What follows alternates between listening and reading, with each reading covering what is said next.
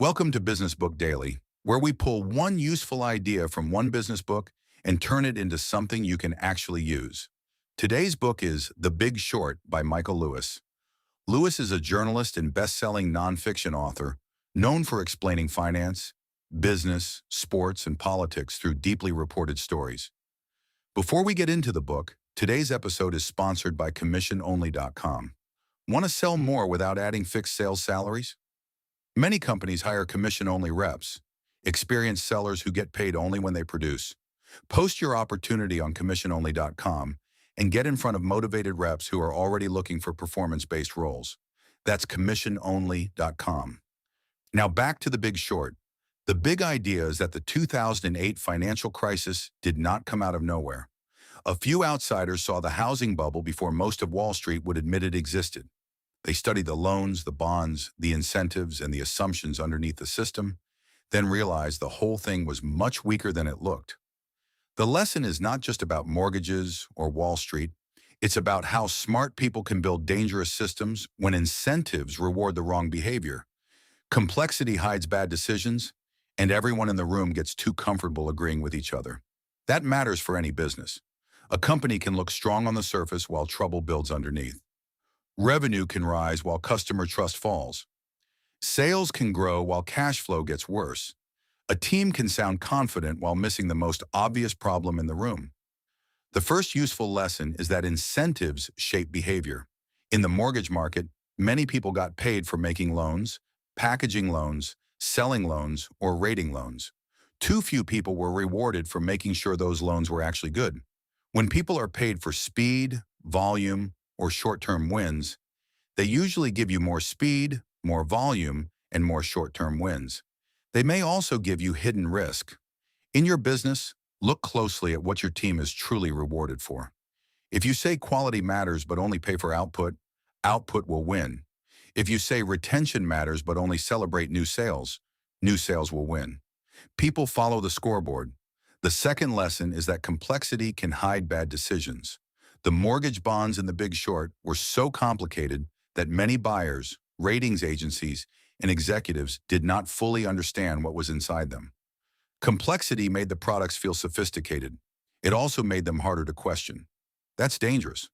When a product, forecast, strategy, compensation plan, or financial report is too complicated to explain in plain English, risk can hide in plain sight. Good leaders don't nod along because everyone else sounds confident. They ask for the simple version until the logic is clear. The third lesson is that groupthink makes smart people careless. A lot of experts believed housing prices could not fall across the country because almost everyone around them believed the same thing. The outsiders in the book had an edge because they were willing to look strange. They asked basic questions. They checked the actual loans. They did not confuse consensus with truth. That's a powerful business habit.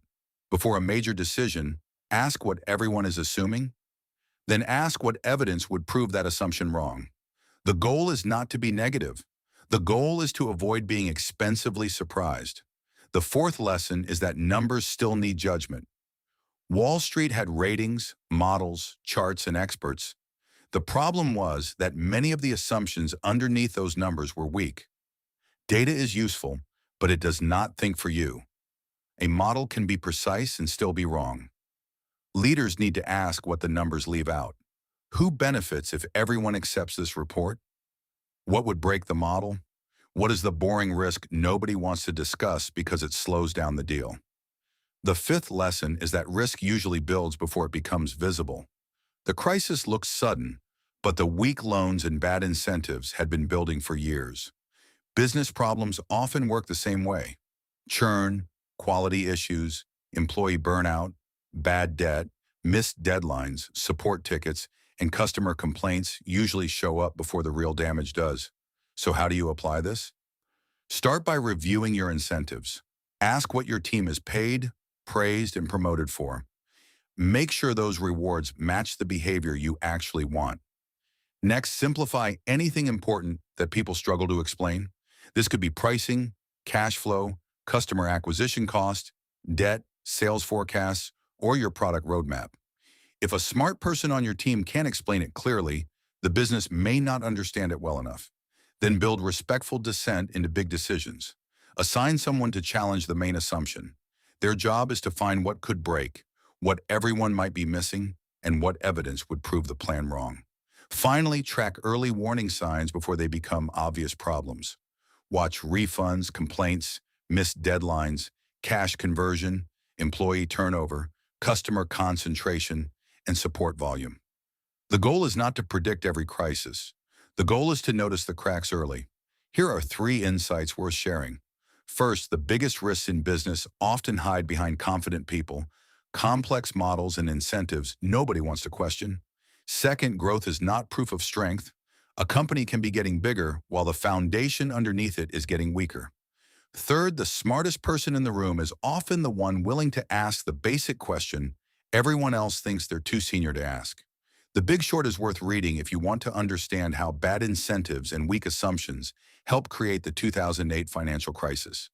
It's also useful if you make decisions involving risk, finance, strategy, investing, lending, or complex business models. You might skip it if you want a simple how-to manual instead of a reported story about finance, risk, and systemic failure. Today's closing sponsor is memoirghostwriting.com. Many of the best business books begin as ideas leaders have been refining for years, frameworks, philosophies, and lessons learned the hard way. Writing the book forces those ideas into clear form, and once they're on the page, they can travel far beyond a single conversation or presentation. At memoirghostwriting.com, we write memoirs and business books for entrepreneurs, founders, executives, and industry experts. We handle the interviews, structure, writing, editing, design, and publishing, so the final product is polished, professional, and built around your voice. If you've ever thought about what a business book could do for your authority, speaking, consulting, lead generation, or legacy, visit memoirghostwriting.com. That's it for today's Business Book Daily. One book, one useful idea, and one smarter way to build.